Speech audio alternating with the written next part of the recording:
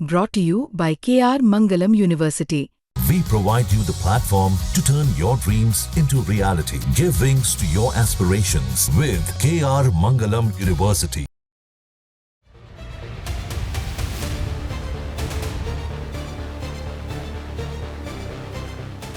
आज की हमारी सबसे बड़ी और सबसे दुखद खबर आ रही है गुजरात के अहमदाबाद से, जहां एयर इंडिया की फ्लाइट AI 171 जो अहमदाबाद से लंदन जा रही थी, टेक ऑफ के कुछ ही मिनट बाद क्रैश हो गई। ये हादसा मेघानी नगर इलाके में हुआ।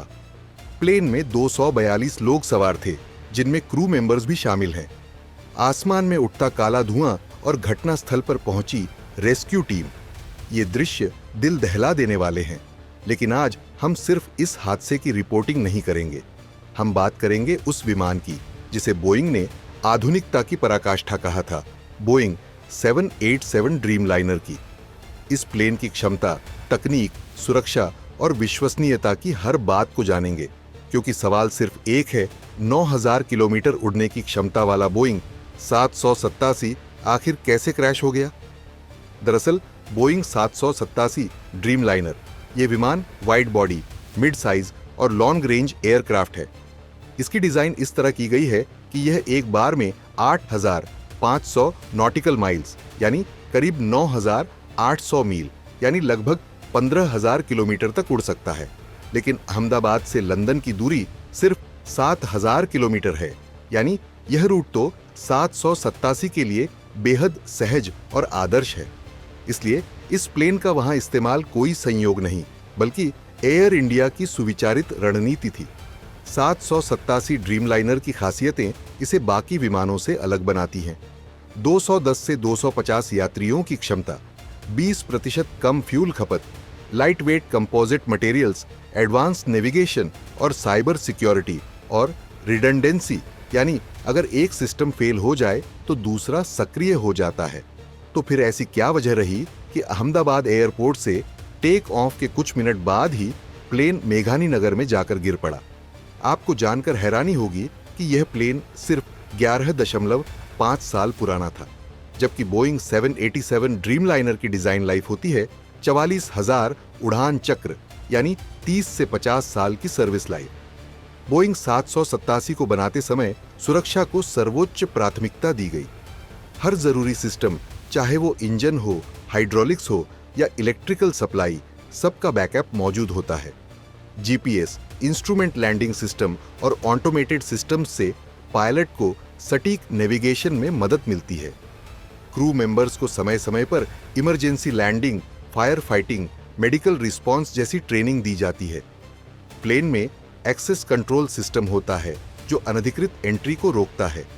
प्लेन के नेविगेशन और कम्युनिकेशन सिस्टम्स को साइबर अटैक से बचाने के लिए एडवांस फायरवॉल और एन्क्रिप्शन टेक्नोलॉजी का इस्तेमाल होता है। फिर अगर हर सुरक्षा मानक, हर टेक्नोलॉजी काम कर रही थी, तो कहां चूक हुई? फिलहाल जो जानकारी सामने आई है उसके मुताबिक टेक्निकल फेलियर की आशंका सबसे ज्यादा है। नागर विमानन महानिदेशालय और एयरक्राफ्ट एक्सीडेंट इन्वेस्टिगेशन ब्यूरो की टीमें जांच में जुटी हैं। ब्लैक बॉक्स से ही पता चलेगा कि असल वजह क्या थी। यह रूट भारत और यूके के बीच व्यापार, शिक्षा और टूरिज्म का अहम हिस्सा है। हर हफ्ते हजारों यात्री इस रूट पर सफर करते हैं।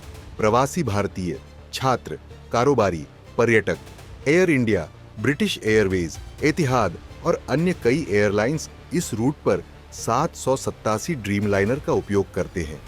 आज का हादसा इस रूट की सुरक्षा व्यवस्था पर एक गहरी चिंता का कारण बन गया है। अहमदाबाद पुलिस कंट्रोल रूम ने हादसे की पुष्टि की है। एनडीआरएफ, फायर ब्रिगेड, एम्बुलेंस और स्थानीय प्रशासन मौके पर पहुंच चुका है। 787 ड्रीमलाइनर दुनिया के सबसे भरोसेमंद विमानों में से एक है, पर दुनिया भर की 70 से ज्यादा एयरलाइंस भरोसा करती है। लेकिन तकनीक पर भरोसे का मतलब यह नहीं कि निरीक्षण और मेंटेनेंस में ढिलाई दी जाए। अगर इंजन या इलेक्ट्रिकल सिस्टम में कोई गड़बड़ी पहले से थी या फिर कोई मेंटेनेंस शेड्यूल मिस हुआ, तो ये एयर इंडिया की बड़ी लापरवाही मानी जाएगी। वैसे इस हादसे के बाद कुछ अहम सवाल उठते हैं कि क्या फ्लाइट टेक ऑफ से पहले सही टेक्निकल चेकअप हुआ था? क्या क्रू मेंबर्स को कोई अलर्ट मिला था? क्या बोइंग की ओर से दिए गए मेंटेनेंस प्रोटोकॉल्स का पालन हो रहा था? सरकार को चाहिए कि हादसे की गहन और पारदर्शी जांच कराए। अगर कहीं भी लापरवाही मिली तो जिम्मेदारों को सख्त सजा दी जाए। खैर, बोइंग 787 ड्रीमलाइनर सिर्फ एक प्लेन नहीं, बल्कि 21वीं सदी की उड्डयन क्रांति का प्रतीक है। यह कम फ्यूल में लंबी उड़ान भरता है, पर्यावरण के लिए बेहतर है, यात्रियों को ज्यादा कंफर्ट देता है और तकनीकी रूप से बेहद एडवांस है। लेकिन आज अहमदाबाद में इसका क्रैश हमें याद दिलाता है कि चाहे तकनीक कितनी भी उन्नत क्यों न हो, निगरानी और मेंटेनेंस में एक पल की चूक भी तबाही ला सकती है। हम उम्मीद करते हैं कि हादसे की जांच में पारदर्शिता बरती जाएगी और जो भी चूक हुई उसे सुधारा जाएगा, क्योंकि एक छोटी सी चूक की कीमत 242 जिंदगियों से नहीं चुकाई जा सकती। आपका क्या मानना है? क्या बोइंग की तकनीक फेल हुई या इंसानी चूक हुई? नीचे कमेंट करके अपनी राय दें।